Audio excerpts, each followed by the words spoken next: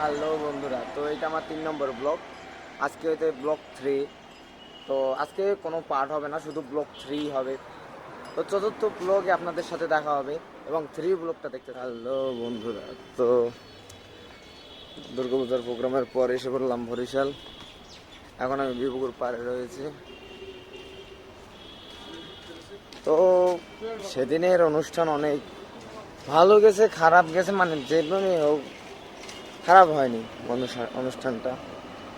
তারা অষ্টমীর দিন নাচের গ্রুপ আনছে, তারপর নবমীর দিন কনসার্ট হয়েছে, তারপর দশমীতে মানে বাচ্চাদের নিয়ে, তারপর ঘরের বউদের নিয়ে, মানে মহিলাদের নিয়ে একটা খেলা দিয়েছে আর কি। তারা অনুষ্ঠান খুব ভালো হয়েছে।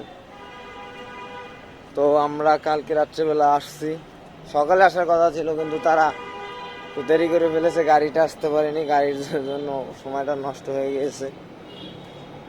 তো যাই হোক, তারা আসলাম আমরা এখানে। আজকে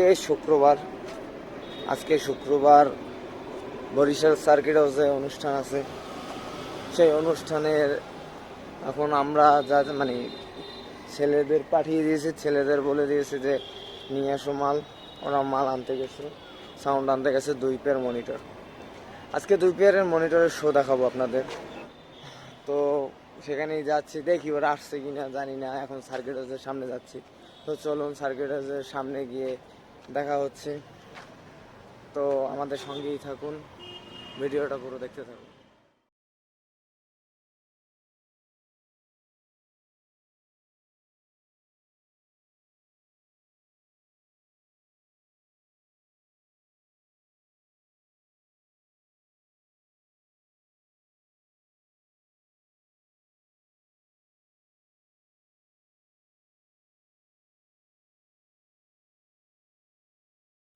তো হ্যালো বন্ধুরা, তো আমি এখন কাকুলি মোড়ের 3 রাস্তার মুখটায় দাঁড়িয়ে রয়েছি।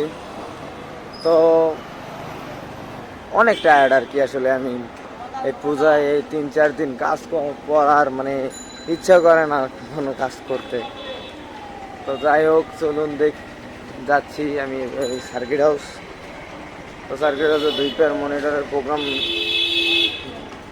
যাই হোক, মনিটর হোক আপনার, ফুল রেঞ্জ হোক, যেটারই প্রোগ্রাম হোক আপনার, 1 পেয়ার হোক 2 পেয়ার হোক, আপনি সবসময় ভাইটাল হিসেবে নেবেন। যদি ভাইটাল হিসেবে নেন তাহলেই সাকসেসফুল হবেন প্রোগ্রামটা করতে, নাইলে পারবেন না। যদি আপনি কোনো সাউন্ড ব্যবসায়ী হয়ে থাকেন, যদি আমার এই ভিডিওটা দেখে থাকেন, তাহলে আমি বলবো দাদা, ভালো মাল ইউজ করার চেষ্টা করবেন, যত পারেন ভালো মাল ইউজ করার চেষ্টা করবেন। মানে গান বাজানোর জন্য সেটা না, আমি বলছি শো, একটা প্রোগ্রামের জন্য যত পরিমাণে ভালো মাল আছে, 1 পেয়ার মালে যে পরিমাণে আপনার জিনিস দিতে হবে সেই পরিমাণে জিনিসই দেন, আপনি তার কম দিয়েন না এবং বেশিও দিতে বলছি না। যে পরিমাণে জিনিসটুক লাগে সেই পরিমাণে জিনিসটুক দিয়েন। তো আমি এসে পড়েছি বরিশাল সার্কিটের সামনেই, প্রায় আমার তো 5 মিনিটও লাগবে না। তো চলুন দেখি তারা আসছে কিনা মাল নিয়ে। চলুন।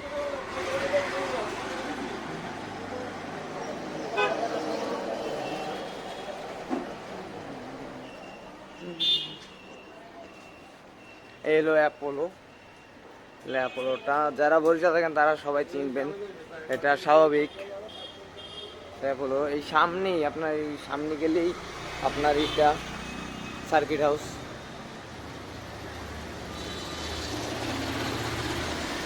হোটেল অ্যারিনা অনেকেই জানে নাম, যারা বরিশালে আসেনি শুনেছে হোটেল অ্যারিনা নামে একটা হোটেল।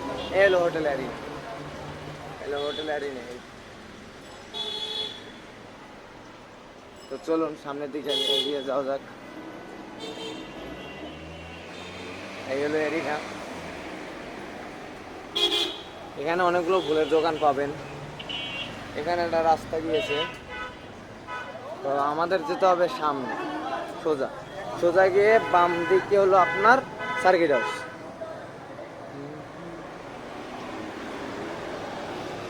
আমি এসে পড়েছি সার্কিট হাউসের সামনে। তো আমার এখানে একটা শহীদ মিনার রয়েছে, মানে সার্কিট হাউসের পাশেই শহীদ মিনারটা, তো শহীদ মিনারটা চলুন দেখে দেওয়া যাক।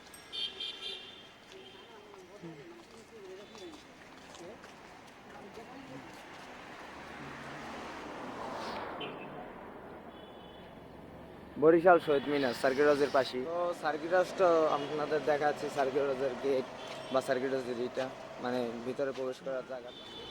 এই হলো সেই সার্কিট হাউসের ভিতরে প্রবেশ করার এই একটি গেট, আর ওই পাশে আরেকটি গেট রয়েছে, ওই ওই সাইডে একটা গেট রয়েছে। তো চলুন দেখে নেওয়া যাক। এখান থেকেও ঢুকতে পারবেন, আপনি ওখান থেকেও ঢুকতে পারবেন, কোনো সমস্যা নেই। এই হলো একটি রাস্তা। অনেকেই বরিশাল জেলা স্কুল শুনেছে, অনেকেই আসতে পারে, আসে নাই বরিশাল, শুনেছে যে জেলা স্কুল। তো আমিও আজকে জেলা স্কুলটা দেখাবো, জেলা স্কুলটাও দেখে নিন। জেলা স্কুলের গেটটা দেখাবো আমি।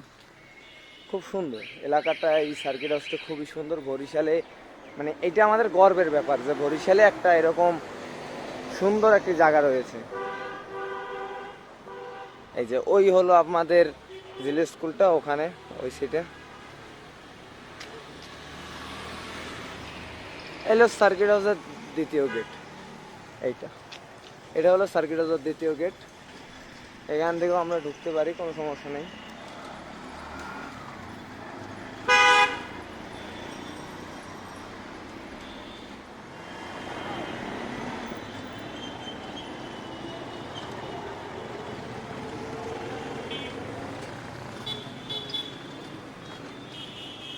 আসলে এলো মূল গেটটা, এখানেই সবাই ঢুকে, স্টুডেন্ট সব এখান থেকেই ঢুকে। আর এই হলো আমাদের সার্কিট হাউস, এই ওই পাশে গেট, একটু সামনে গেলেই গেটটা। তো বন্ধুরা, এখন আমার লোকরা আসেনি সাউন্ড নিয়ে, তো গাড়ি এখনও পৌঁছায়নি বলে সানরুমে, তো একটুখানি লেট হবে। আমি তবু আপনাদের একটু কিছু কথা বলবো আর কি, আর কিছু না। আসলে আমাদের এখানে অনেক সাউন্ড ইঞ্জিনিয়ার রয়েছে, অনেকেই ব্যবসা করে 64টা জেলা আমাদের বাংলাদেশের মধ্যে, তো অনেকেই ব্যবসা করে। কিন্তু আমি একটা কথা বলতে চাই দাদা, একটা প্রাইজের আছে যে যে এই থেকে এই পর্যন্ত বাজানো যাবে, একটা নিয়ম আছে, যেটা আমি বাংলাদেশের বাইরে দেখেছি, যে এই পার্সেন্টের উপরে সাউন্ড বাড়ানো যাবে না বা চালানো যাবে না, আশেপাশের মানুষ যেন বিরক্তিকর না হয়। কিন্তু আমাদের এখানে সেরকম হয় না, বেশিরভাগই সেরকম হয় না। তো গান বাজানো বেশিরভাগই আপনি দেখবেন যে গান বাজানোর প্রোগ্রাম ছাড়া কনসার্ট এখন হয়ই না বলতে গেলে। করোনার 2টা বছর পর কনসার্ট মানে হয়েছে হয়েছে কিন্তু খুবই কম, খুবই কম।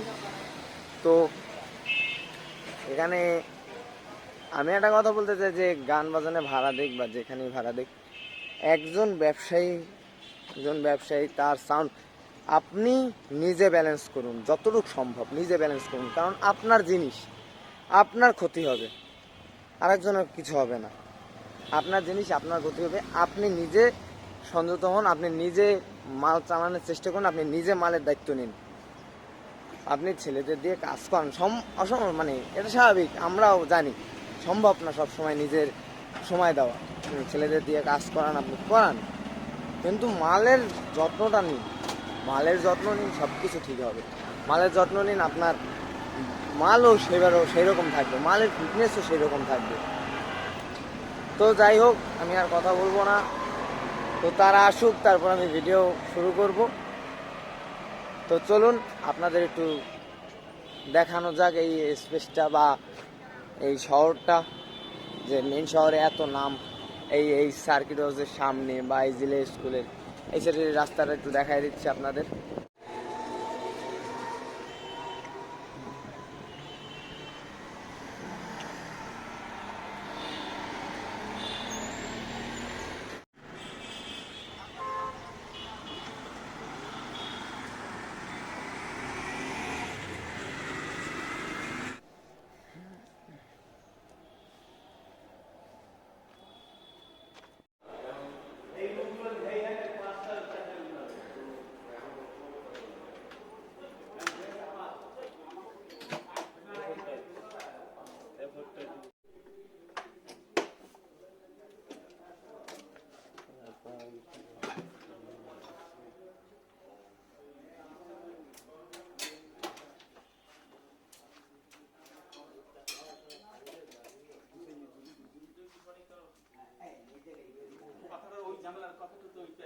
বলবো না যে আমি রিসিভার হইতেছি আপনার এখন ডাউন করা দিবেন সেই কথা লাগে কারণ ভিডিও অপশন আমি বাচ্চাদের করে দিচ্ছি